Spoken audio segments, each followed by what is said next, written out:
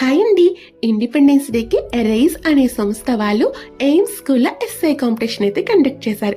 రేష్మాకి first prize, సిద్ధుకి second prize అయితే వచ్చింది. Concept వచ్చి రియల్ ఫ్రీడమ్. రేష్మ రాసిందట, ఒక ఆడపిల్ల అర్ధరాత్రి ఎప్పుడైతే స్వతంత్రంగా రోడ్డుపై నడుస్తుందో అప్పుడే నిజమైన స్వతంత్రం వచ్చినట్లు అని. నా మాటలో చెప్పాలంటే ఆడపిల్ల అర్ధరాత్రే కాదు, పట్ట పగలు కూడా ధైర్యంగా నడవలేదు. ఎందుకంటే తన చుట్టూ ఉన్న వాళ్ళు, మెయిన్గా చెప్పాలంటే తన వాళ్ళే, మాటల యుద్ధం ఆ అమ్మాయి మీద చేసేస్తూ ఉంటారు. ఎందుకు తెలియదు కానీ ఆ పిల్లని మాటలతో చాలా వరకు ఇబ్బంది పెడుతూ ఉంటారు. వాళ్ళు ఊహించుకున్న ప్రపంచాన్ని ఆ అమ్మాయికి ఆపాదించేసి, అసలు ఆ అమ్మాయి ఎందుకు బయటకు వస్తుంది, ఏం పని చేయడానికి వస్తుంది, అసలు ఏం పని చేస్తుంది, ఈ విషయాలేం ఆలోచించకుండా వాళ్ళకి నచ్చిన మాటల యుద్ధంతో ఆ అమ్మాయి మీద బాణాలైతే వేసేస్తారు.